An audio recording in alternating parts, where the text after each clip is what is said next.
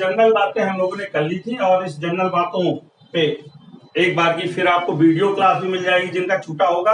आज की चर्चा यहां से शुरू करते हैं कि देखिए जो यूएन चार्टर है इसके अकॉर्डिंग अगर यूएन का जो मेंबर बनना है तो क्या प्रोसीजर है और किस प्रकार से मेंबरशिप के बारे में क्वेश्चंस अराइज हुए, क्या प्रोविजन है, इसके बारे में हम लोग चर्चा करेंगे। तो जो चैप्टर आपका एक प्रकार से यूएन चार्टर का चैप्टर 2 है, ठीक है। तो ये कुल मिलाकर के सदस्यता के बारे में प्रोविजन करता है आर्टिकल 3 से लेकर के 6 तक। तो जान रहे हैं कि जो ये चार्टर है ये 2 प्रकार के मेंबरशिप के बारे में प्रोविजन करता है। एक तो ऐसे मेंबर हैं जिन्हें ओरिजिनल मेंबर कहा जाता है, मूल सदस्य कहा जाता है, सब लोग इससे परिचित हैं। 51 इनकी संख्या मानी जाती है। और दूसरे जो मेंबर्स हैं उन्हें अदर मेंबर के नाम से जानते हैं। इनके लिए प्रोसीजर की आवश्यकता पड़ेगी कि ये भाई कैसे यूएन के मेंबर बन सकते हैं। इनके लिए प्रोसीजर जो है आपका तय हो चुका था और उसके अनुसार कैसे कौन कौन सी शर्तें पूरी कर रहे हैं जिन्हें मूल मेंबर कहा गया है वो भी चर्चा हम लोग कर लें। तो देखिए जो आर्टिकल 3 है वो डील करता है ओरिजिनल मेंबर को और आर्टिकल 3 के साथ आर्टिकल 110 इन्वॉल्व है।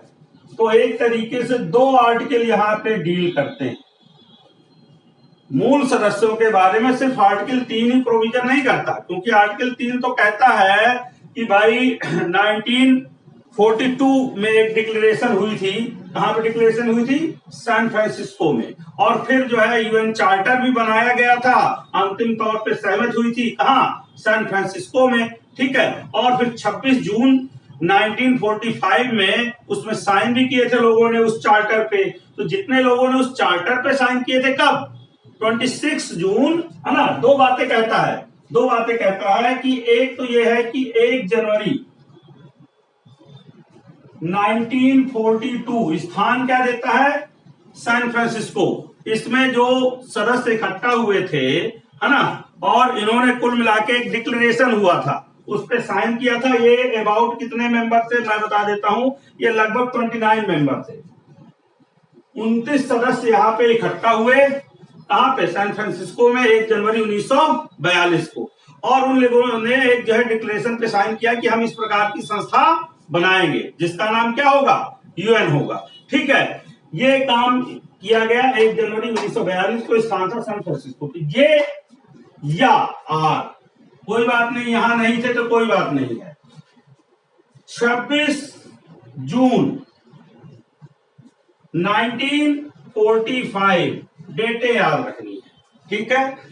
इस डेट को यूएन का जो चार्टर बनाया गया था सैन फ्रांसिस्को सम्मेलन में कॉन्फ्रेंस आयोजित की गई, बैठक चली, अंतिम चार्टर को रूप दिया गया इसी जो है सम्मेलन में, सैन फ्रांसिस्को कॉन्फ्रेंस में। और फिर इस चार्टर पे जितने लोगों ने साइन किया ध्यान रखिएगा, ठीक। तो तब तक यहां से मेंबर की संख्या बढ़ते कितनी हो गई? 42 से जब 45 में आए तो सदस्यों की संख्या क्या हो रही थी भाई? बढ़ रही थी। जब सदस्यों की संख्या बढ़ रही थी तो यहां पे लगभग हो गई 50, ठीक। तो इतने सदस्यों ने यहां पे साइन किया यूएन चार्टर। लेकिन सिर्फ इतने भर से बात नहीं बन रही है कि यहां पे उपस्थित थे, इन्होंने यहां साइन किया था, या यहां पे उपस्थित थे यहां साइन किया था, उन्हीं ही जो है ओरिजिनल मेंबर माना जाएगा। सिर्फ यहाँ पे शर्त जाकर के कंप्लीट नहीं होती है। कंप्लीट शर्त तब होती है कि ये सदस्य सब के सब क्या करें? क्यों भाई?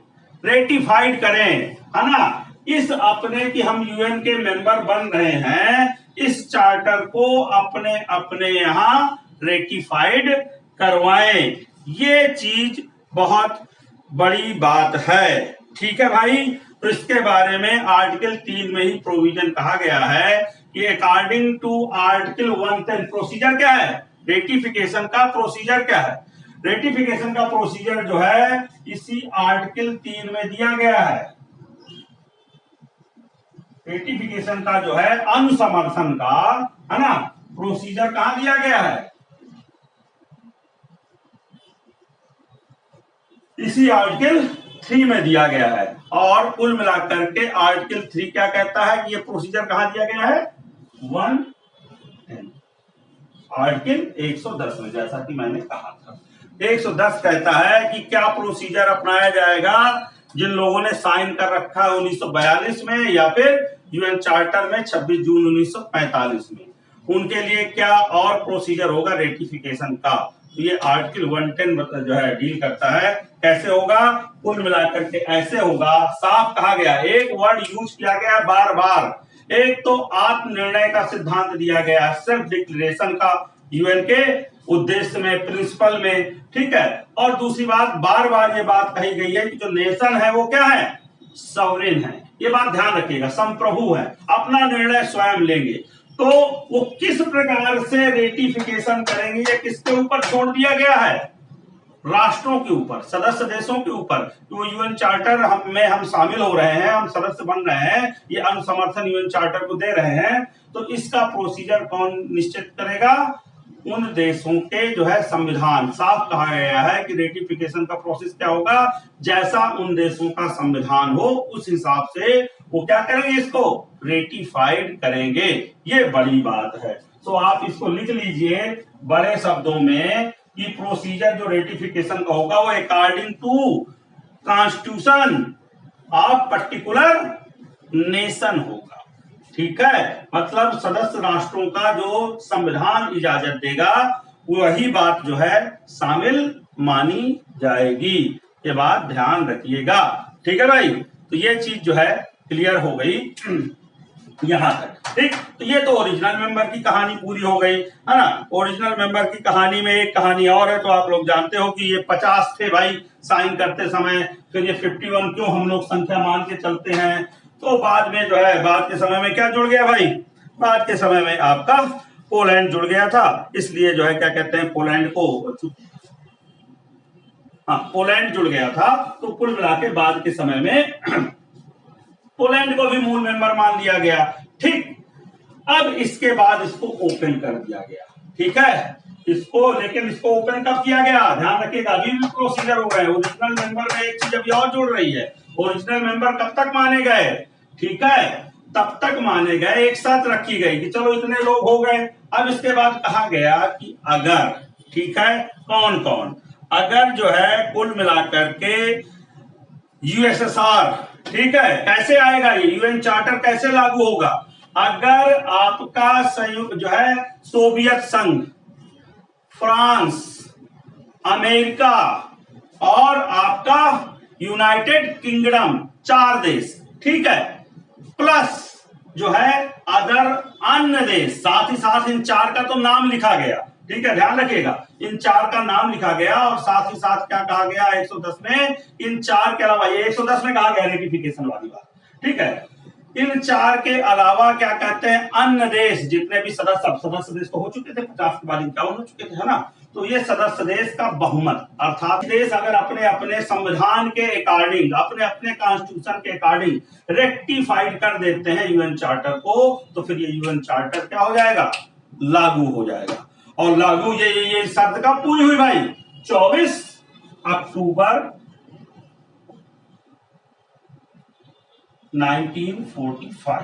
तो 24 अक्टूबर के पहले जो भी इसको सिग्नेचर करके रेक्टिफाइड कर दे रहा था ना, अब मैं एक और बात बताऊं, 24 अक्टूबर के पहले जो भी इसको साइन करके रेक्टिफाइड कर दे रहा था वो मौलिक सदस्य हो गए। तो पोलैंड उसी श्रेणी में आ रहा था, बाद में सिग्नेचर किया, किस दिन सिग्नेचर किया वो बात आती है यहां तक। तो 4 देश वो लिए और फिर जो बहुमत हो जाए, ठीक है, उस दौरान की प्रोसीजर के अनुसार जो सदस्य देश बन जा रहा था, कर दे रहा था, सबको इन्होंने क्या मान लिया, मौलिक। तो पोलैंड ही बाद में आया, तो कुल मिला के उतने मौलिक देश हो गए, उतने आपके ओरिजिनल मेंबर हो गए। तो ओरिजिनल मेंबर के लिए शर्त यही थी, ठीक है, ध्यान रखिए, कौन चार्टर पे साइन किया हो, तो चार्टर पे साइन चल रहा था लगातार, ठीक है।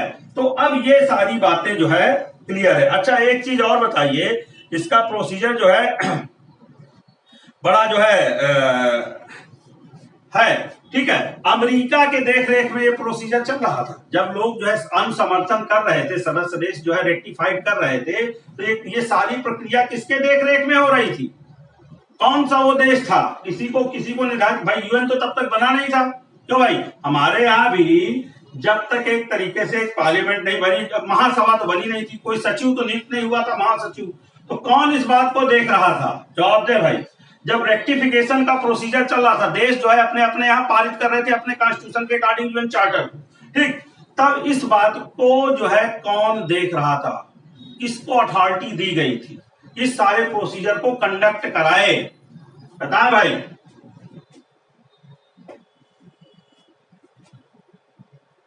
जल्दी से करते हैं, पढ़ा तो होगा ही ना।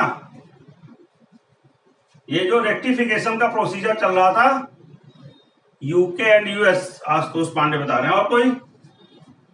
यूके नहीं था ऑथराइज, सिर्फ क्या था? यूएस था, बिल्कुल, सिर्फ और सिर्फ कौन था?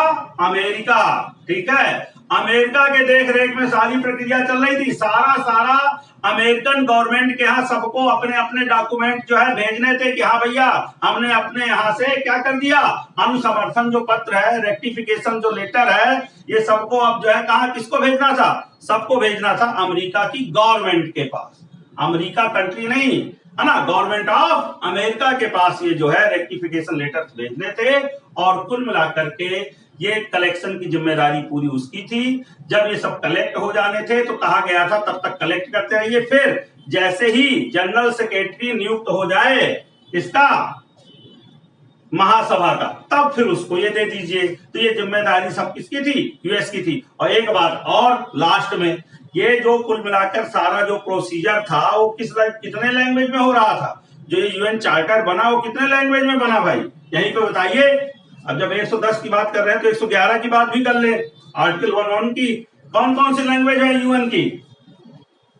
टेक्स्ट जो है वो कौन कौन से उसमें लिखा गया है यूएन चार्टर का? 4 है कि 5 है? लैंग्वेज अधिकारिक सबको पता है कितनी है भाई? चाइनीज है, इंग्लिश है, फ्रेंच है, स्पेनिश है, और कोई है तो भाई रशियन है। 5 लैंग्वेज, 5 लैंग्वेज में इसको तैयार किया, और ये पूरा का पूरा जो मूल प्रति है 5 लैंग्वेज में तैयार की गई। और कहां रखी गई है? रेक्टिफिकेशन लेटर भी जो है यूएस गवर्नमेंट को दिए गए थे, और जो इसकी मूल प्रति भी है वो किसको दी गई भाई? यूएस गवर्नमेंट को दी गई, जिसने इसे कहां रखा भाई? अपने राष्ट्रीय संग्रहालय में। ठीक है भाई, ठीक।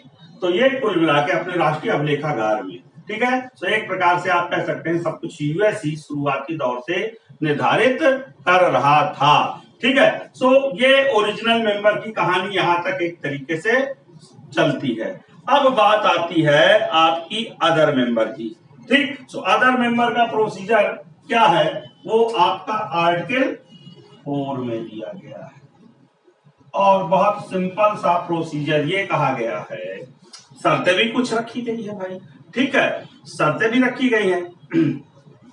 क्या किया गया है कि अदर जो आपके मेंबर हैं वो कैसे बन सकते हैं। तो इसमें तो देखिए आर्टिकल 4 की अगर आप लैंग्वेज पढ़ेंगे तो इसमें साफ तौर पे कहा गया है कि जो यूएन चार्टर पे फेथ रखता हो, ठीक है।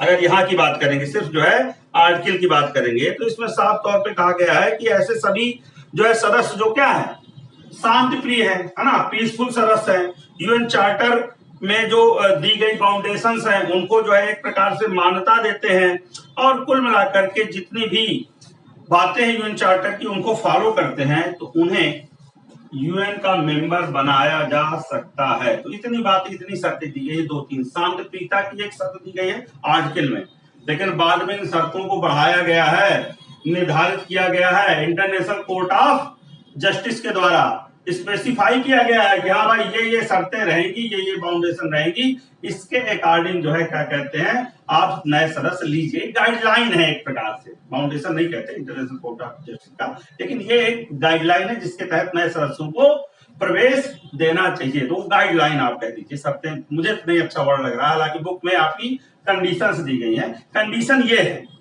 कंडीशन ये है जो आर्टिकल में कही गई है कि भाई ये पहली शर्त है कि ऐसा देश ना हो जो लगातार युद्ध करता रहता हो, है ना, शांति प्रिय देश हो, शांति से रहने वाला देश हो, ठीक है। दूसरी बात यह है कि यूएन चार्टर में फेथ हो, फेथ करे, है ना। तो ऐसे को हम क्या बनाएंगे, हमारी बातों पे जो फेथ नहीं कर रहा, हमारे बाउंडेशन हमारी शर्तों को ही नहीं मान रहा, उसको क्यों हम मेंबर बनाएंगे। तो ये 2-3 शर्तें रखी गई हैं और इसके साथ प्रोसीजर ये है कि अगर नया मेंबर बनना है तो कुल मिलाकर के इसके लिए क्या करना पड़ेगा भाई।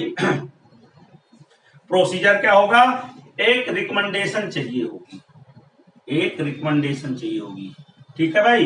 एक कुल मिलाकर के आपको सिफारिश चाहिए होगी, वो सिफारिश कुल मिलाकर के किससे आनी चाहिए, यूएनएससी से आनी चाहिए, यूनाइटेड नेशन सिक्योरिटी काउंसिल से सिफारिश होनी चाहिए। और सिफारिश कितने सदस्यों के द्वारा भेजी जानी चाहिए, है ना, पास करके किसके कितने सदस्यों द्वारा भेजे जाएंगे, 9 मेंबर। और 9 मेंबर में भी 5 मेंबर तो अनिवार्य है, वो 5 मेंबर जरूर होने चाहिए जो परमानेंट मेंबर है। और उन पांचों परमानेंट मेंबर के पास अथॉरिटी है वीटो करने की। अगर वो चाहेंगे कि कोई सदस्य प्रवेश ना कर पाए कल की डेट में यूएन में, तो बिल्कुल नहीं करने देंगे, है ना। कोई भी एक वीटो लगा देगा तो नया सदस्य अकॉर्डिंग टू 4 नहीं आ पाएगा। तो आप कहें कि किसकी दया पे निर्भर करती है नए सदस्यों की, जो है आपके जो है परमानेंट जो मेंबर है सिक्योरिटी काउंसिल पे, उन पे निर्भर करती है। वीटो लगा सकते हैं, सीधी सी बात है। तो खैर 9 मेंबर पहले तो सिफारिश करें आपके सिक्योरिटी काउंसिल के, जिसमें 5 परमानेंट मेंबर शामिल हैं।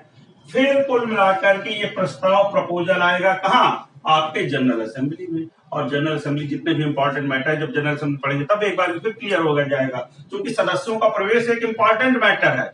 तो जितने भी इंपॉर्टेंट मैटर हैं उन पे जनरल असेंबली क्या करेगी भाई, 2/3 बहुमत से, 2/3 मेजोरिटी से उस प्रस्ताव को अगर अनुमति दे देती है तो नए सदस्य का प्रवेश हो जाता है, ठीक है भाई। ये एक प्रोसीजर है अकॉर्डिंग टू 4 आर्टिकल नए सदस्यों को प्रवेश करने का। किसी को सस्पेंड करना है, ठीक है, एक एक करके बात आगे बढ़ते हैं, ठीक है। किसी को सस्पेंड करना है कल की डेट में, वो अगर यूएन चार्टर की बातें नहीं मान रहा है, ठीक है, तो सस्पेंड भी कर सकते हैं, लेकिन ये नहीं शर्त है। आर्टिकल 5 है सस्पेंशन,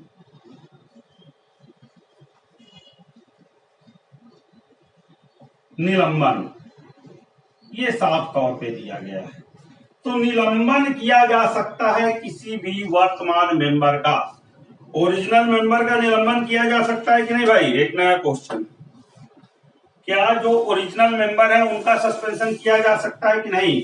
अदर मेंबर जो बाद में ज्वाइन कर रहे हैं उनको छोड़िए, वो जो 51 मेंबर ओरिजिनल मेंबर हैं, क्या इनको सस्पेंड किया जा सकता है अकॉर्डिंग टू आर्टिकल 5, बताएं भाई, क्योंकि देर में जवाब आ रहे हैं मेरे ख्याल से, ठीक है। ऐसा है भैया, कोई ऐसा चीज कैसे बनाई जा सकती है कि हम तुमको निकालेंगे नहीं चाहे जो कर लो। तो आपने सोच के ही जवाब बिना दिया कि मतलब मेरा मानना है कि नहीं निकाला जा सकता, ऐसे कैसे हो सकता है।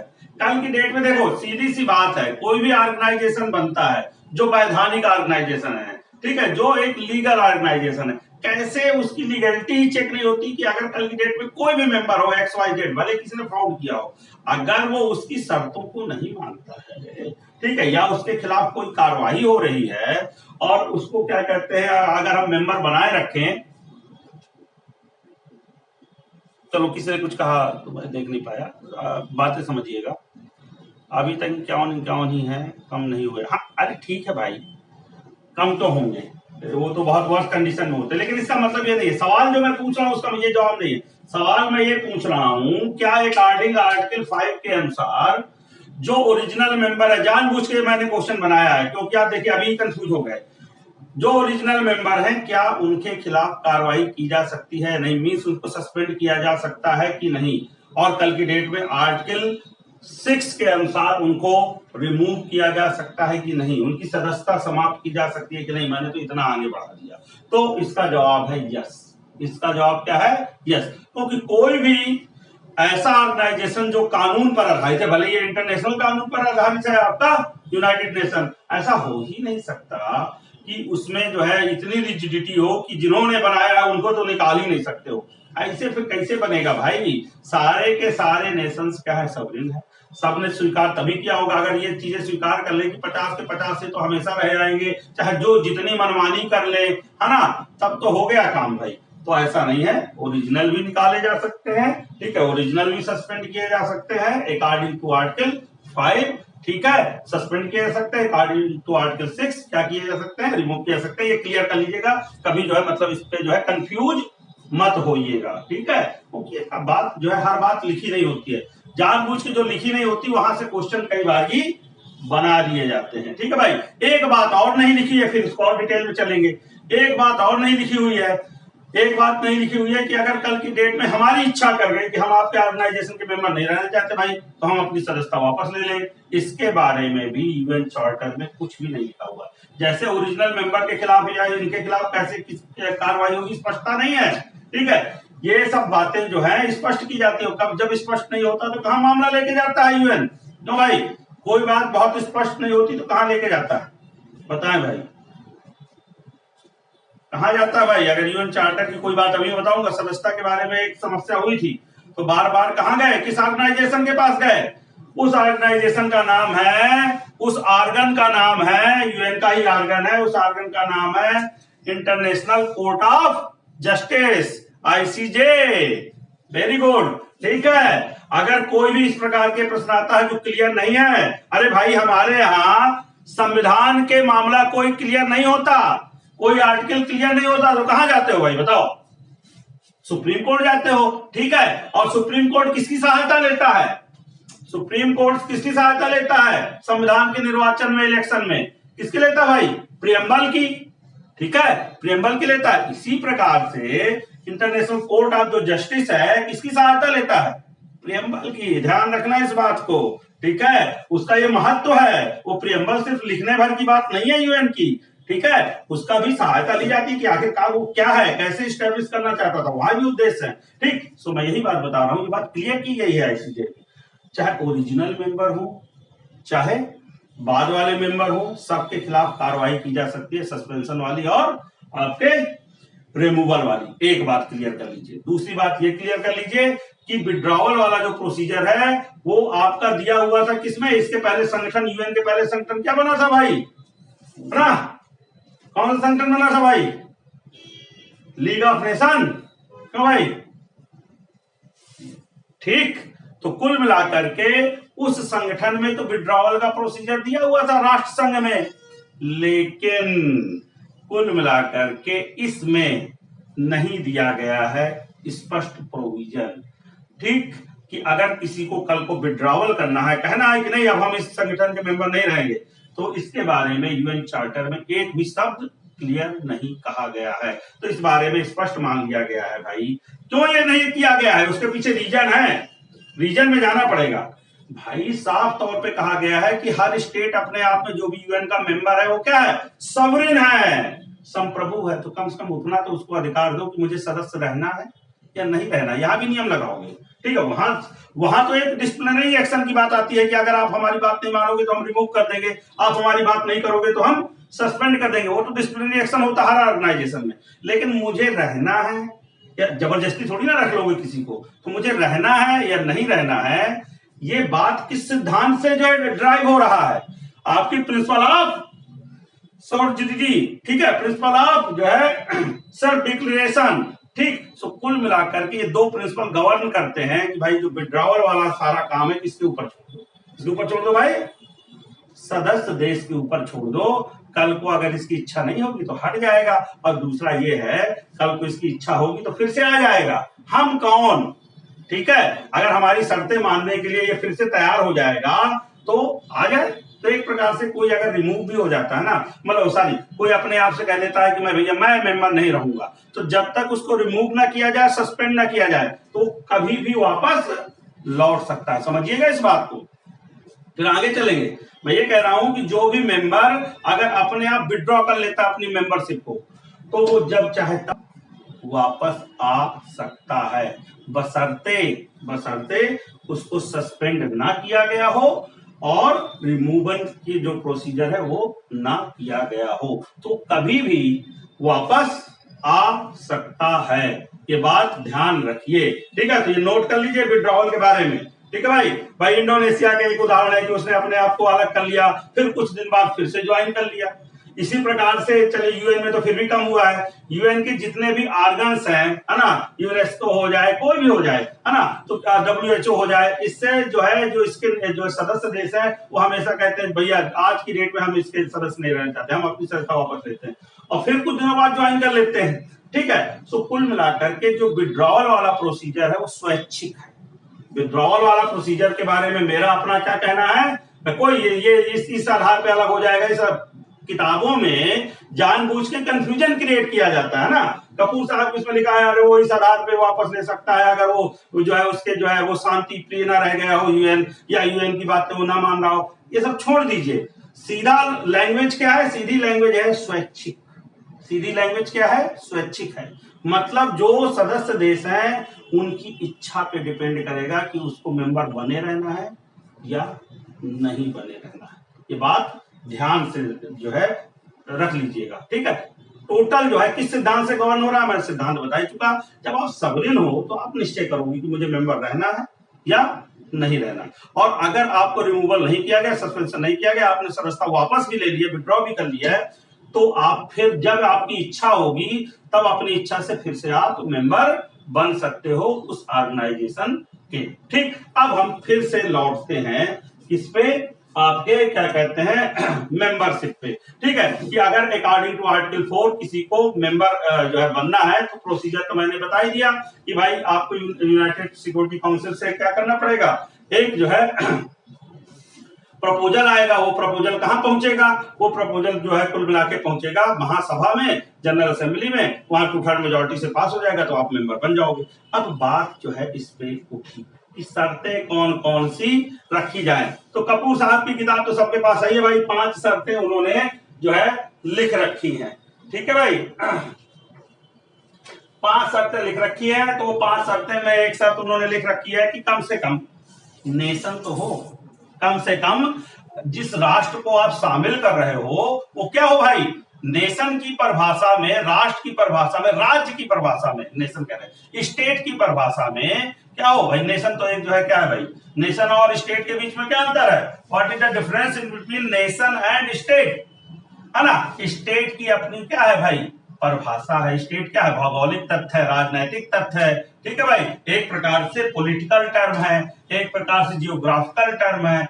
वहीं पे जो नेशन है ना, निश्चित भौगोलिक सीमा होती है राज्य की। जो नेशन है ये तो क्या है भाई, सांस्कृतिक तत्व है, कल्चरल तत्व है नेशन जो है ना। नेशन जरूरी नहीं कि एक राज्य तक सीमित हो। तमिल राष्ट्र उदाहरण दूं, तमिल राष्ट्र सिर्फ भारत तक शामिल थोड़ी ना है, ये तो श्रीलंका वाले क्षेत्रों को भी शामिल करता है। अगर इराक में चले जाएं, इराक, ईरान और कौन, 2-3 देश और 2 देश है ना, वहां पे कुर्दिश है, वो तो 3-4 को करके बेहतर बनाना चाहते हैं। तो इस प्रकार की जो नेशनलाइजेशन की जो परिभाषा है वो क्या होती है, बहुत व्यापक होती है, और वो आपके दिमाग में धीरे धीरे धीरे उपजती है। ठीक है, जबकि जो राज्य है वो सब कुछ स्थापित होता है। तो खैर मैं इसमें लौटता हूँ, जो स्टेट है वो कुल मिला के कम से कम स्टेट की परिभाषा पे तो आप खड़े उतरो, तब तो आपको हम क्या करें, मेंबर बनाए यूएन का। तो राज्य की परिभाषा तो आप लोग जानते हो कि भाई ये क्या होनी चाहिए, सरकार होनी चाहिए, गवर्नमेंट होनी चाहिए। क्या होना चाहिए, वो इसका एक निश्चित टेरिटरी होनी चाहिए, उसको क्या होना चाहिए, संप्रभु होना चाहिए। ठीक है भाई, निर्णय अपना ले सके, कोई विदेशी जो है राज्य के क्या कहते हैं हस्तक्षेप के कारण निर्णय, उसकी एक निश्चित क्या हो, पॉपुलेशन हो, जनसंख्या हो, मतलब एक बात तो पूरी हो। ठीक है, सो ये एक बात मानी जाए कि कम से कम इतना तो क्राइटेरिया ध्यान में रखो कि किसी को सदस्यता दे रहे हो तो वो स्वतंत्र हो। नहीं तो फिर यूएन की जब सबसे प्राथमिक शर्त तो यही है कि वो संप्रभुता का पालन करेगा। तो संप्रभुता का पालन तो तब कर पाएगा जब संप्रभु राष्ट्र उसका सदस्य होगा, जब सवरेन राष्ट्र उसका क्या होगा भाई, सदस्य होगा। तो ये बात तो हमको ध्यान में रखनी है। तो ये शर्त हम ध्यान में रख ले, बाकी सब शर्तें दी हुई है। ठीक है, शांति प्रिय हो, ठीक है, बाकी आपको रखने की जरूरत नहीं है। ठीक, अब मामला एक ये उठा, ये शर्तें जो है निश्चित की गई, मतलब जो है 5 शर्तें जो है आईसीजे के द्वारा की गई, इंटरनेशनल कोर्ट ऑफ जस्टिस के द्वारा की गई 1948 में एक जो है ये मुकदमा जो है ले जाया गया और कहा गया कि शर्तें क्या होनी चाहिए। तो उसके तहत ये शर्तें निर्धारित की गई। ये शर्तें आप कपूर साहब की किताब से देख लीजिएगा, इसमें कोई खास बात नहीं है। ठीक है, दूसरी बात, लेकिन फिर भी ध्यान से देख लीजिएगा। और दूसरी बात यह है कि फिर इसी में एक क्वेश्चन फिर उठा, क्वेश्चन ये उठा कि क्या जब परमानेंट जो मेंबर है 5, इन ये जब तक क्या कहते हैं सिफारिश नहीं करेंगे, रिकमेंडेशन नहीं करेंगे तो कोई नया मेंबर तो आएगा नहीं भाई। पहले तो इन्हीं को रिकमेंडेशन करनी है। क्यों? क्योंकि ये तो जरूरी है पांचों। अगर ये वीटो लगा देगा कोई भी एक सदस्य तो नया मेंबर नहीं आएगा। तो क्या किया जाए? क्या ये लोग नई शर्तें रख सकते हैं? 5 जो शर्तें हैं इसके अलावा भी कोई नई शर्तें लगा सकते हैं। या यूएन चार्टर में जो हमने 2-3 शर्तें आर्टिकल जो है क्या कहते हैं 4 में रखी है कि शांति प्रिय हो, उसकी बाध्यताएं मानता हूं, मतलब यूएन चार्टर की। इसके अलावा क्या और कोई शर्तें हम रख सकते हैं और कोई नियम प्रिंसिपल बना सकते हैं किनके द्वारा? परमानेंट मेंबर के द्वारा। क्या ऐसा हो सकता है क्या? तो इसको मामले को ले जाया गया। इस मामले को ले जाया गया तो साफ तौर पे आईसीजे ने कहा कि नहीं, ऐसा बिल्कुल नहीं किया जा सकता है। कोई भी सदस्य जो जो जो जो मूल देश है जो भी ये परमानेंट मेंबर है ऐसी कोई भी जो है शर्त नहीं रख सकते हैं। फिर एक बार की मामला फिर फंसा। तो क्या इनकी जो है बात ना मानी जाए? मतलब जो ये जो आपकी जो सुरक्षा परिषद है, यूएन जो है सिक्योरिटी काउंसिल है, क्योंकि इसके मेंबर को वीटो लगाने का अधिकार तो है ही भाई। जो 5 मेंबर है तो क्या इनकी बात मानी जाए कि ना मानी जाए? अगर इनकी बात जो है मानेंगे तो शर्तें अगर ये लगाएंगे तो सदस्य देश को अगर सदस्य बनना है तो शर्तें माननी होगी। इस बारे में आईसीजे तो आप जानते हो है ना कितनी उसकी जो है अब क्या आगे कहें। तो आईसीजे ने कुल मिलाकर के निर्णय ये किया कि नहीं भैया, जो आर्टिकल 4 में प्रोसीजर दिया गया है वही मान्य होगा। आर्टिकल 4 का प्रोसीजर ये है कि आपको यूनाइटेड जो है नेशन सिक्योरिटी काउंसिल से सिफारिश लेनी होगी, जो 9 मेंबर वाली सिफारिश है, और साथ ही साथ 2/3 मेजोरिटी से जब आप पास कर दोगी महासभा तो ये नया मेंबर आएगा। इसमें कोई इफ एंड बट नहीं, इस प्रोसीजर में कोई चेंज नहीं है। अर्थात यूनाइटेड नेशन सिक्योरिटी काउंसिल की बात आपको माननी होगी। ये सब आईसीजे में मामले गए, लास्ट पोजीशन वही है जो आर्टिकल 4 की है। ठीक है। सो ये वाला प्रोसीजर हमारा जो है आर्टिकल 4 का पूरा हुआ। अब हम सस्पेंशन की बात को फिर आगे बढ़ाते हैं। सस्पेंशन के लिए आखिरकार रीजन क्या बताया गया है भाई? ठीक है, इसमें कहा गया है कि अगर कोई सदस्य देश है उसके खिलाफ जो है अगर कोई प्रिवेंटिव और जो है इन्फोर्समेंट की कार्रवाई चल रही है, ठीक है, अगर कोई उसके खिलाफ कार्रवाई की जा रही है किसके द्वारा? यूएन सिक्योरिटी काउंसिल के द्वारा। ठीक है, अगर उसे कोई दंडात्मक कार्रवाई उसके खिलाफ की जा रही है, आप सीधे बचेंगे ना, कोई जो है प्रिवेंटिव मेजर्स लिए जा रहे हैं तो क्या किया जा सकता है? क्योंकि किसी सदस्य देश के खिलाफ जब वो लगाए जाते हैं, प्रतिबंध लगाए जाते हैं, कार्रवाई की जाती है, तो हो सकता है कुछ दिनों के लिए उसकी सदस्यता सस्पेंड भी की जा सकती है। तो कारण क्या है, कब सस्पेंड की जाएगी? इसका रीजन इसी आर्टिकल 5 में दिया गया है। अगर प्रिवेंटिव मेजर्स लिए जा रहे हैं उसके खिलाफ, किस और फिर कौन लेगा प्रिवेंटिव मेजर? मान लीजिए यूएन सिक्योरिटी काउंसिल ले रही है। ठीक है, तो अगर ये प्रिवेंटिव मेजर ले रही है तो इस कारण से ऐसे सदस्य देश की क्या है सदस्यता क्या कर दी जाएगी भाई? सस्पेंड कर दी जाएगी। लेकिन अकेले यूएन सिक्योरिटी काउंसिल की औकात नहीं है कि उसकी सदस्यता को सस्पेंड करा दे। वो तो बस प्रपोजल भेजेगी 9 सदस्यों से पास करा के, जिसमें 5 सदस्य परमानेंट मेंबर होंगे, और फिर ये निर्णय कहां लिया जाएगा? सदस्यता सस्पेंशन का 2/3 मेजोरिटी से आपकी जो है जनरल असेंबली के द्वारा। ठीक, तो कुल मिलाकर के सदस्यता क्या हो जाएगी? सस्पेंड हो जाएगी। सस्पेंशन पे प्रभाव क्या पड़ेगा सदस्य के ऊपर? प्रभाव ये पड़ेगा कि जो उसके राइट्स हैं मेंबर होने के नाते, जो उसके प्रिविलेज हैं मेंबर होने के नाते, वो क्या हो जाएंगे? सस्पेंड हो जाएंगे। ठीक, उसके राइट्स और प्रिविलेज क्या हो जाएंगे? मेंबर होने वाले जो उसके राइट्स और प्रिविलेज है वो सस्पेंड हो जाएंगे। साथ ही साथ क्या रहेगा? साथ ही साथ जो है क्या कहते हैं, ये तब तक सस्पेंड बने रहेंगे जब तक यूएन सिक्योरिटी काउंसिल जो है उसका निलंबन वापस नहीं ले लेती। तो निलंबन वापस लेने में जनरल असेंबली की भूमिका नहीं है। निलंबन समाप्त करने में जनरल असेंबली की भूमिका नहीं रखी गई। ये बात ध्यान रखिएगा, हर बात को ध्यान रखना है। ठीक है, हाँ, trade will be also affected, सब कुछ इफेक्ट हो सकता है भाई। वो तो मैंने पहले ही बताया, प्रिवेंटिव मेजर में मैंने ये तो डिस्क्रिप्शन तो नहीं बताया ना। प्रिवेंटिव मेजर है तो क्या क्या किया जा सकता है? ट्रेड तो किया भाई। ईरान के ऊपर कोई अगर हमने प्रिवेंटिव कार्रवाई की है, मान लीजिए यूनाइटेड नेशन में, उसमें ट्रेड तो मेन आता है आजकल। लोग और क्या करोगे? सेना थोड़ी ना भेज दोगे भाई। किस प्रकार से है ना, तमाम प्रकार के प्रतिबंध लगाए जाते हैं। इसके साथ संबंध नहीं रखोगे, ये देश इसके साथ संबंध नहीं रखेंगे, ट्रेड नहीं करेंगे। आज की डेट में सबसे बड़ी मार क्या है? इंटरनेशनल पे सबसे बड़ी मार क्या होती है भाई बताओ? इकोनॉमिक है ना। किसी पे इकोनॉमिक प्रतिबंध लगा दो, अपने आप ही जो है क्या कहते हैं हुक्का पानी बंद करा दो। पहले नहीं होता था भाई कि गांव में क्या कहते हैं, अगर जो है पंचायत को किसी घर का बहिष्कार कराना होता था तो क्या करो, हुक्का पानी बंद करा दो, उससे मेल जोल बंद करा दो, मतलब दो वे, एक तो इकोनॉमिक लेन देन बंद करा दो, सामाजिक जो लेन देन है वो बंद करा दो, काम खत्म हो गया भाई, है ना, अलग थलग कर दो।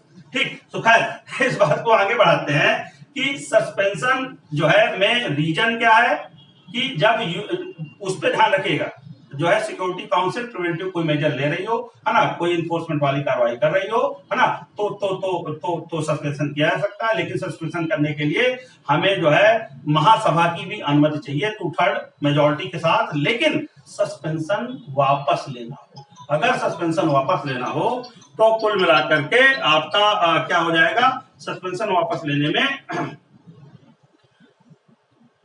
सिर्फ सिक्योरिटी काउंसिल की भूमिका है, महासभा की भूमिका नहीं है। तो मेरे ख्याल से यहां तक हम लोगों की बात क्लियर हो गई।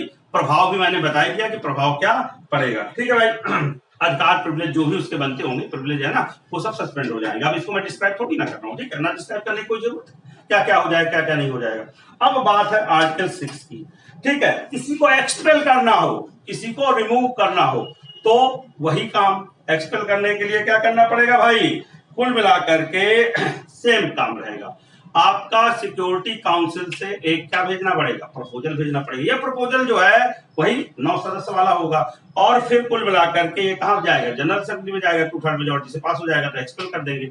एक्सपेल अगर कोई हो गया तो फिर से उसे कैसे वापस लिया जाएगा, क्या प्रोसीजर होगा भाई। सस्पेंशन वाला तो यूएन सिक्योरिटी काउंसिल सस्पेंशन खत्म, वापस। ठीक है, विड्रॉवल वाले ने अपने आप निर्णय ले लिया कि भैया अब हमको फिर से जो है एक्टिव हो जाना है ना, तो फिर से एक्टिव हो जाएगा। लेकिन किसी को एक्सपेल कर दिया गया है और फिर से उसे मेंबर बनना है, तो बताओ क्या होगा, जल्दी बताइए।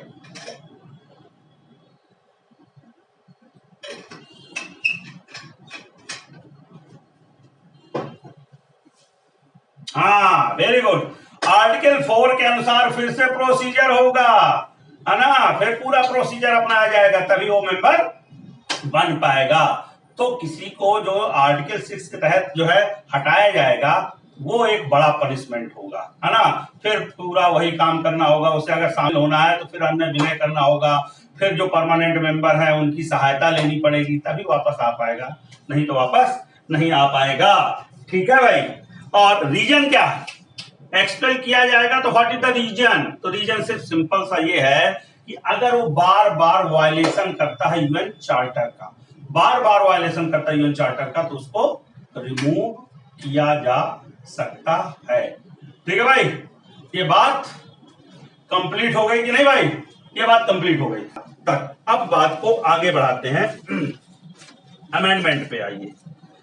कल मैंने बात कही थी या इसके पहले क्लास में, तो क्या भाई अमेंडमेंट हो सकता है, अमेंडमेंट का क्या प्रोसीजर है उसको पहले, तो अमेंडमेंट तो हो सकता है भाई, है ना। कोई भी कॉन्स्टिट्यूशन, ये आप एक स्टैट्यूट है ना, एक विधान है, कोई भी विधान, कोई भी कॉन्स्टिट्यूशन, कोई भी एग्रीमेंट भी कल की डेट में ऐसा हो नहीं सकता कि जिसपे अगर जरूरत पड़े कि चेंज ना किया जा सके, तो इसमें भी चेंज हो सकता है, चेंज करने का प्रोसीजर होगा भाई, है ना। तो ये बात कहां कही गई है, आर्टिकल 108 अमेंडमेंट।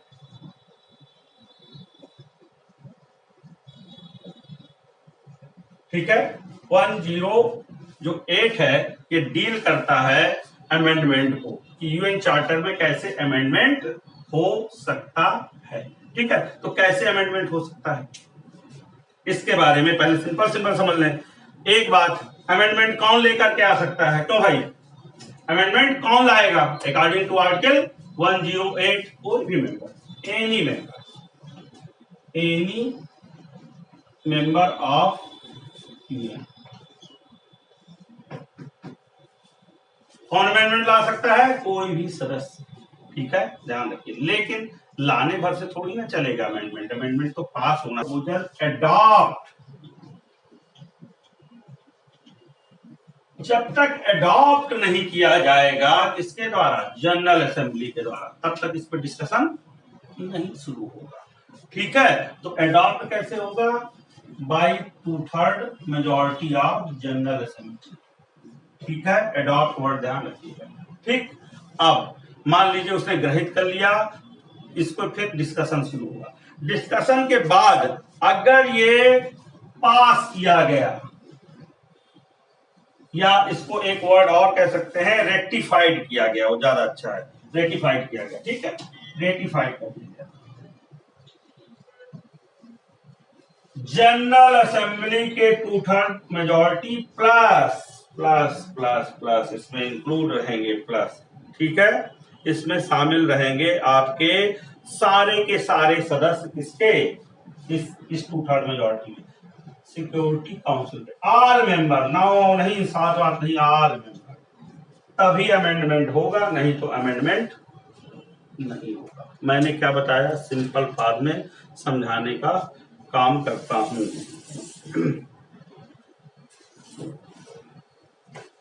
सिंपल फॉर्म में समझाने का काम करता हूं, सिंपल फॉर्म समझिएगा। मैं ये कह रहा हूं कि कुल मिला के कोई मेंबर प्रपोजल लेकर के आएगा, एक अडॉप्ट किया जाएगा 2/3 मेजॉरिटी ऑफ, जो है क्या कहते हैं, पास करके किसके द्वारा, जो है क्या कहते हैं, जनरल असेंबली के द्वारा। फिर जो है जनरल असेंबली के 2/3 जो है मेंबर और साथ साथ सिक्योरिटी काउंसिल के सभी मेंबर, सिक्योरिटी काउंसिल के सभी मेंबर जो है इसको क्या करेंगे, रेटिफाइड करेंगे अपने कॉन्स्टिट्यूशन के हिसाब से। ये सभी सदस्य देश अपने अपने क्या करेंगे भाई, कॉन्स्टिट्यूशन के हिसाब से इसको क्या कराएंगे, रेटिफाइड कराएंगे। क्लियर हो गया। नंबर 1 कोई भी मेंबर ला सकता है, नंबर 2 अडॉप्ट होगा, डिस्कशन शुरू होगा, ठीक है, इसको स्वीकार किया जाएगा किसके द्वारा, जनरल असेंबली के द्वारा, कि हाँ भैया ये स्वीकार। लेकिन ये लागू कब माना जाएगा, लागू तब माना जाएगा, संशोधन तब जो है लागू होगा जब जनरल असेंबली के 2/3 मेंबर अपने अपने संविधान की प्रक्रिया के अनुसार इसको रेटिफाइड करा दे अपने अपने देशों से, और साथ ही साथ इसमें सिक्योरिटी काउंसिल के सारे मेंबर इन्वॉल्व हो, वो भी रेटिफाइड कराएं अपने अपने, कहां से, जो है कॉन्स्टिट्यूशन के अकॉर्डिंग, जो है अपने अपने जो है क्या कहते हैं देशों से, ठीक है, तब ये आपका अमेंडमेंट होगा, वरना अमेंडमेंट नहीं होगा। ठीक, एक बात, ठीक है भाई। अब एक चीज इसी से जुड़ी हुई है, मान लो हमें कल की डेट में रिव्यू करना है, जो चार्टर है, यूएन चार्टर है, इसको रिव्यू करना है, तो व्हाट इज द प्रोसीजर। मान लीजिए एक जनरल कॉन्फ्रेंस बुलानी है, सामान एक आपको क्या सम्मेलन बुलाना है, वो सम्मेलन जो बुलाना है किस बात के लिए बुलाना है, कि भाई जो यूएन चार्टर है, कई बार की भारत कहता है ना कि फिर से एक बार की बुलाओ, अब जो ये तुम स्थायी सदस्यता वाला प्रोविजंस किए हुए हो इसको और आगे बढ़ाओ, और मेंबरों को होना चाहिए, ये अभी अपूर्ण है, ऐसा है वैसा है, होता रहता है भाई। तो मान लो पूरे के पूरे यूएन चार्टर को रिव्यू करना, इसके लिए कोई एक जनरल कॉन्फ्रेंस बुलानी हो, तो what is the procedure, it is given in 109, ठीक है, इट इज गिवन इन 109, इसी सेक्शन में है, अमेंडमेंट वाले सेक्शन में।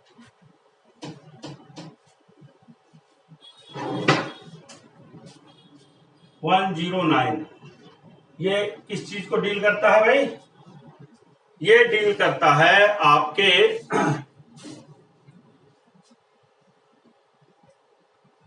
General conference for the reviewing of the present charter. आप क्या हेडिंग डालेंगे, कुल मिलाकर के जो है एक जो है सामान्य जो है सम्मेलन बुलाना, जनरलाइज सम्मेलन बुलाना, किस बात के लिए, to review the present charter provisions, ठीक है।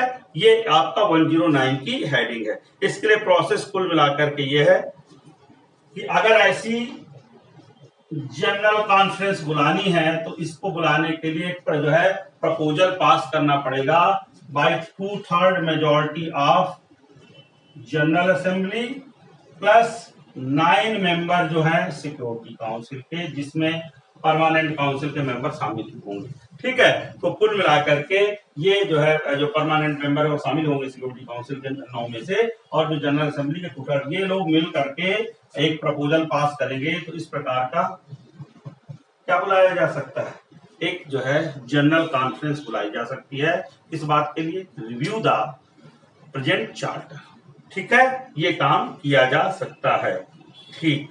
और दूसरा इसी में जोड़ा गया है, इसी चीज को जोड़िएगा, इसी में जोड़ा गया है कि अगर मान लीजिए शुरू के 10 साल तक बुलाया ही नहीं गया, शुरू के 9 साल नहीं बुलाया गया, ये बात बड़ी जरूरी है लोकतांत्रिक होने के लिए, डेमोक्रेटिक होने के लिए, क्योंकि कोई भी चार्टर है अगर उसमें 10 साल तक चेंज ही ना है ना, तो इतना स्टैटिक भी अच्छा नहीं माना जाता, अर्थात वो लोकतांत्रिक नहीं है।